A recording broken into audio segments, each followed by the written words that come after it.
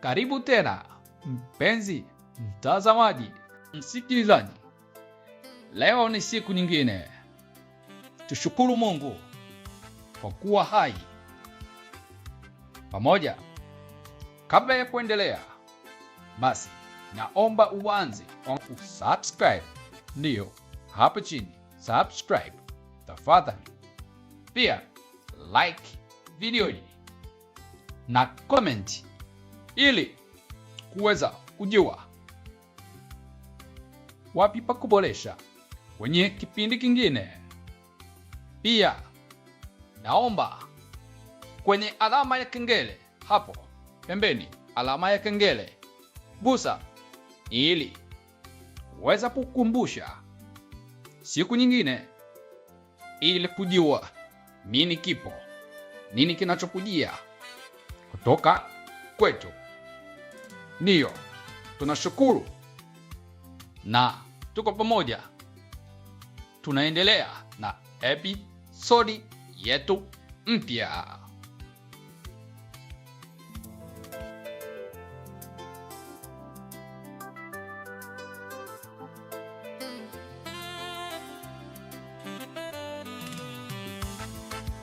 Wakati Bagamoyo ikiwa lango la kwanza la kuingia bara, mji mdogo wa kipwani, wakati huo Mzizima ikiwa na maana mji mzima au mahali penye afya, kwa sasa ikijulikana kama Dar es Salaam. Dar es Salaam nayo zamani kuna mkanganyiko, wengine wakisema imetokana na neno bandari salama, ikiwa pia hiyo sio halisia. Tutaongea hilo siku nyingine. Leo sio lengo letu, ila ifahamike tu neno Dar es Salaam limetokana na maneno mawili, da ikiwa na maana nyumba, makazi au mji, na es Salaam ikiwa na maana ya amani. Neno hili Dar es Salaam lilitolewa na Sultan Majid bin Said mwaka 1866 baada ya kukaa karibu na mji huu wa Mzizima. Twende. Dar es Salaam, mji huu sasa ulianza kugeuka kuwa kitovu cha biashara na utawala wa kikoloni. Katika moyo wa jiji hili lenye harakati nyingi, limesimama kanisa la kipekee lenye usanifu wa Kijerumani unaovutia macho ya kila mpita njia. Je, unajua historia iliyofichwa nyuma ya kuta hizi za kale za Mtakatifu Yosefu? Karibu tushirikiane safari hii.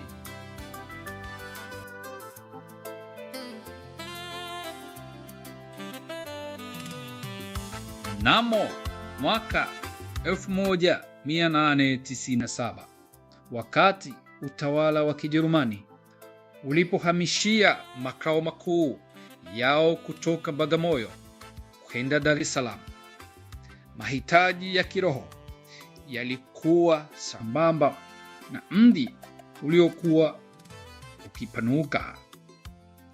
Hapa ndipo ujenzi wa kanisa kuu la Mtakatifu Yosefu ulipoanza chini ya usimamizi wa misionari wa Kibenedikto.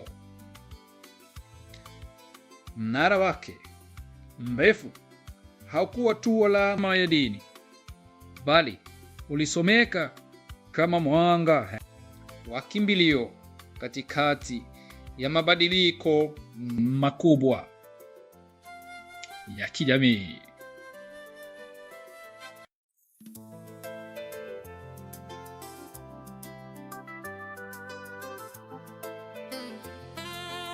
Ukiingia ndani ya kanisa kuu la Mtakatifu Yosefu, unakaribishwa na utulivu wa ajabu ambao ni tofauti kabisa na pilika-pilika za jiji lililo nje.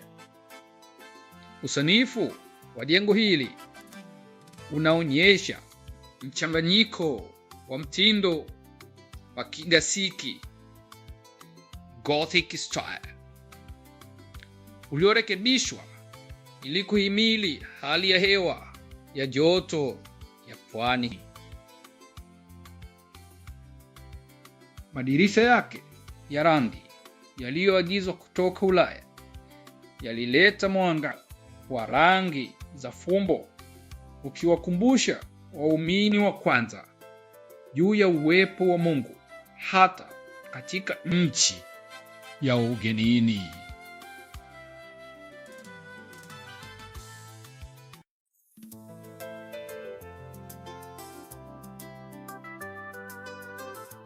Kama ilivyokuwa Bagamoyo, kanisa hili halikuwa mahali pa kusali pekee. Lilikuwa ngome ya kwanza ya kutoa huduma za afya, kuanzisha shule za mwanzo na kusaidia kuleta mshikamano kwa jamii mbalimbali zilizokuwa zikihamia katika mji huu mpya wa bandari. Hapa ndipo msingi wa kiutawala na kiroho wa kanisa Katoliki ulipopata nguvu mpya ya kusambaa zaidi kuelekea kusini na kati mwa nchi ya Tanzania.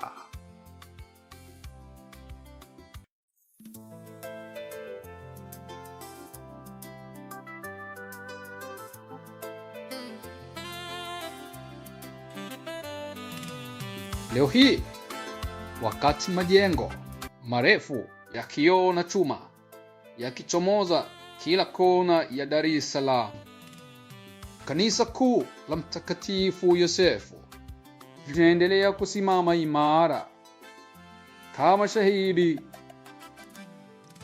wa zamani na mlinzi wa maadili ya kiroho katikati ya jiji la kibiashara. Ni mahali ambapo historia inakutana na maisha ya kila siku ya wakazi wa jiji hili.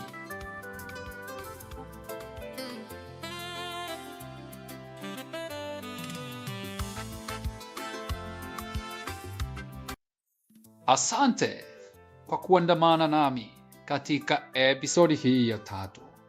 Je, unafikiri ni changamoto zipi za waumini wa mwanzo walikumbana nazo walipojaribu kujenga imani katika mji wa kibiashara wenye watu wa tamaduni mbalimbali? Weka maoni yako hapa chini. Katika episode inayofuata tutahamia kanisa la Kilutheri la Azania Front. Bonyeza subscribe na gusa kengele ili usipoteze fursa ya kusikia. Mimi ni Bivans.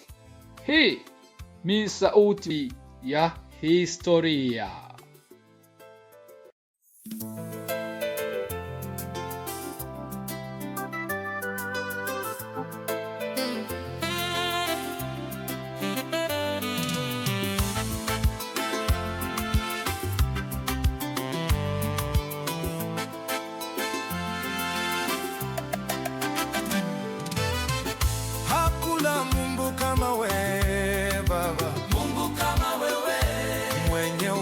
Kama wako Baba, Mungu kama wewe, mwenye nguvu kama zako Baba, Mungu kama wewe, mwenye sifa sifa kama zako Baba. Mungu kama wewe, hakuna kama wewe. Mungu kama wewe, hakuna kama wewe. Mungu kama wewe.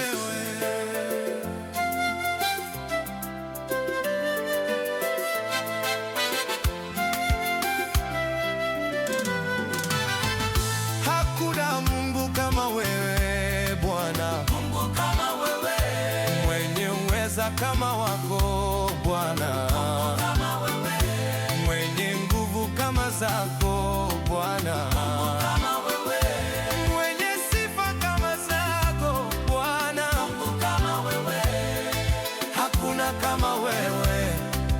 Mungu kama wewe, hakuna kama wewe. Mungu kama wewe.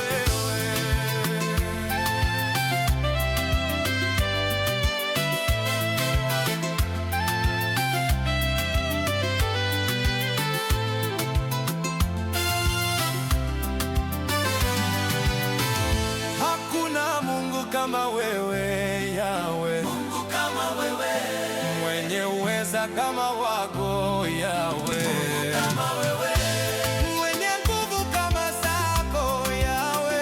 Mungu kama wewe, mwenye sifa kama zako Yawe. Mungu kama wewe, hakuna kama wewe.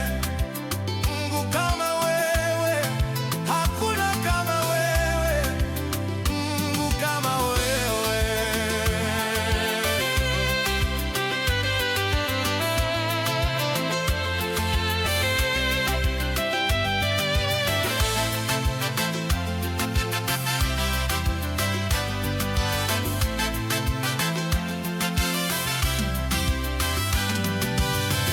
Hakuna Mungu kama wewe Yawe.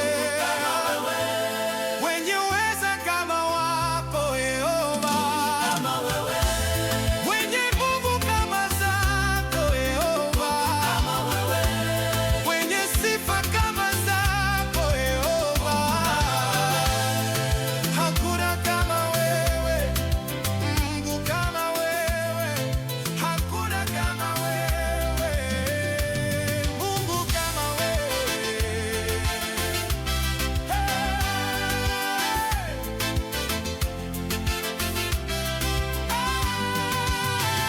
Hakuna Mungu kama wewe. Hakuna Mungu kama wewe Bwana. Hakuna Mungu kama wewe Yawe. Hakuna Mungu kama wewe. Hakuna, hakuna,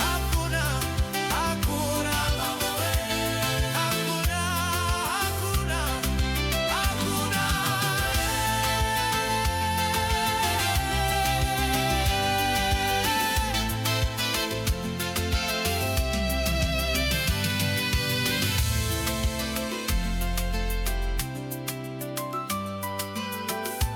Tukutane tena wiki ijayo.